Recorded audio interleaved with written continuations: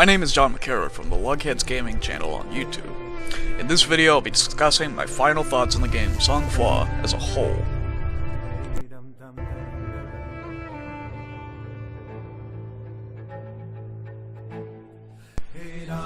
Let me start off by saying that for all of its flaws, the game is phenomenally creative and has plenty of time to make up for all of its downsides. To be specific, artistically, the game was amazing, but technologically it was lacking. Artistically, the game's soundtrack and general audio are fantastic. Easily one of the best soundtracks to a game I've ever heard. Additionally, the sound effects for the creatures you face are likewise great. I remember nearly shitting myself when I heard the werewolf in the tutorial. No. God, that was a scary sound. The setting itself is something that too few games touch on, 1800s Canada. It immerses you in a world of lumberjacks, legends, and a deep, cold winter night. The story is creative and interesting, however its presentation is one of my complaints. On paper, the story would have been fantastic, but the presentation was often heavily stylized in a way that I doubt most people would like. The story is told in 4 general mediums. Firstly, it's got beautifully drawn, hand-drawn animation cutscenes. Secondly, with loading screen dialogue, which is to be understood, it's minor backstory stuff. Thirdly, with in-game dialogue, which is pretty rare, but primarily more than anything else, it's done with these really poorly done, semi-animated cutscenes. I'm not sure really what to describe them as. They're almost like puppet theater. These cutscenes were a pretty sore point of mine. Outside of YouTube, I do stage acting, and for me personally, it felt like watching very early rehearsals. The voice actors themselves are not entirely to blame because of the flow of the presentation was very jerky.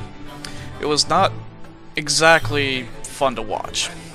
It is worth noting, however, that some of the voice acting could certainly have been better in my personal opinion. Moving on from that, let's talk about the pure visuals of the game.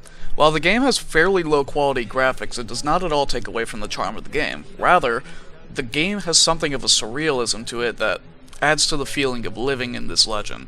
Sang Froid features a variety of hand-painted or drawn artwork that you can easily tell the artist put a lot of heart into, something many other games have sadly forgone in favor of realism or abstract modernism.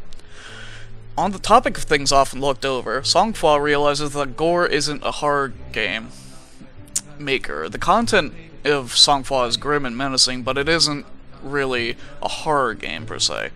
It's an adventure, it's a story, but it's not a horror game. However, I do think that in-game combat could have used a little more gore, primarily just because it would have made the feeling of actually killing the werewolves a little more satisfying. I'll touch on that later though, once I get into in-game combat.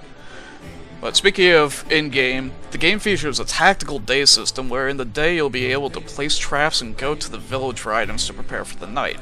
This system was absolutely fantastic. I found myself strategizing like a madman with the freedom to wipe the slate clean every time it didn't work out properly. For me, this was one of the most fun parts of the game, and I loved every minute of it.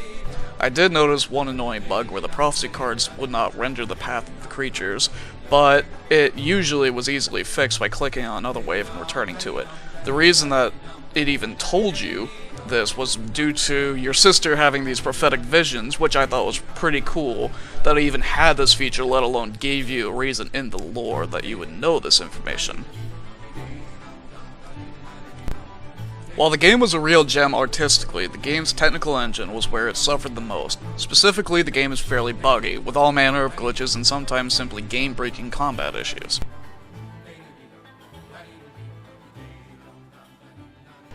Okay, well, so much for that idea. Ah!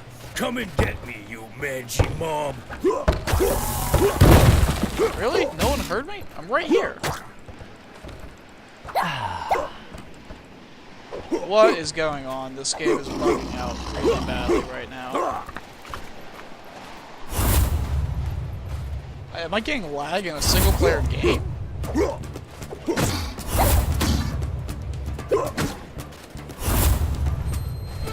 What is going on?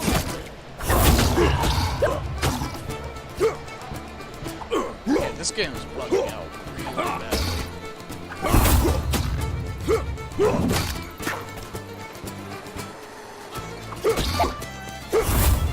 Look, I understand they're resistant, doesn't mean they should be doing some damage to me. Okay, so this is the first time I'm seeing like a game-breaking bug.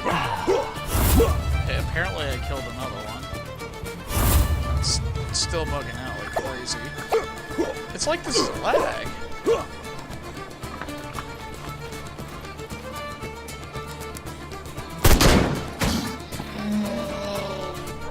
I'm just gonna end it right now.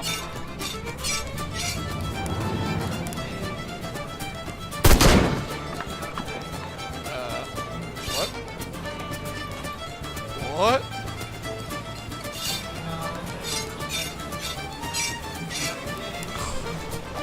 Okay. The biggest issue I had with the in-game combat was the stun lock. This is where you're fighting more than one enemy at a time, and it's easy to get stun locked and be unable to retaliate. This starts to become infuriating once you're surrounded by a pack of wisps.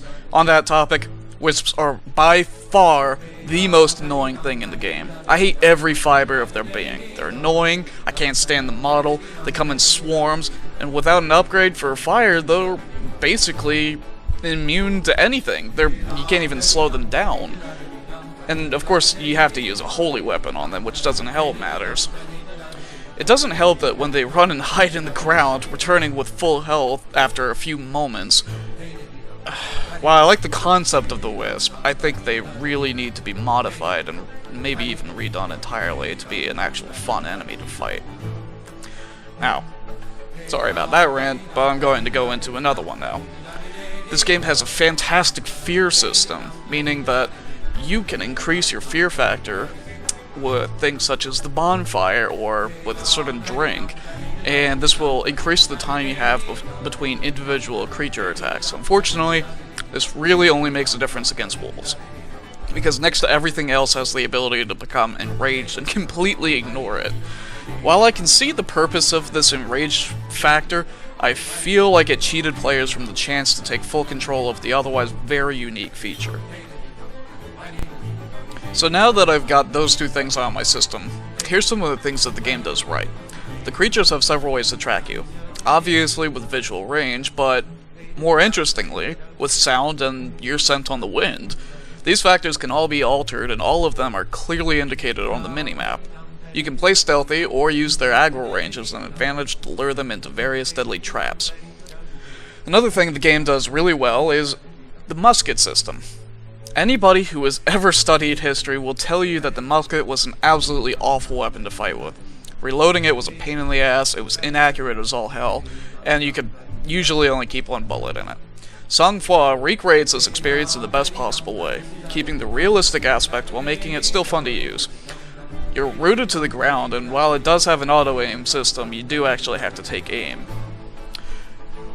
It's more fun than having to use a historical musket, but at the same time it does keep that realism aspect. Lastly, the traps themselves are typically very fun to use and give fantastic feelings of tactical genius whenever they do work properly. And on this note, as I was writing this review up, I never actually thought of it, but I've never once had a trap not work because of a bug. Every single time it was because of me. It was never a bug. I've never had traps not work because of a game problem. And yes! Burn, you little fuckers! I've got mixed feelings for the weapon system, however. While I like the stamina system, where swinging your axe or sprinting reduces your stamina, I disliked how many times it took to click to swing just once. I love that the axe had an area of effect and a stun, as well as a rage ability. However, in general combat, it was potentially overpowered against single targets while being nearly impossible to use against 4 or more targets due to the previously mentioned stun lock. There's no way around this. You couldn't use certain axes to do that, or certain axes to do the other.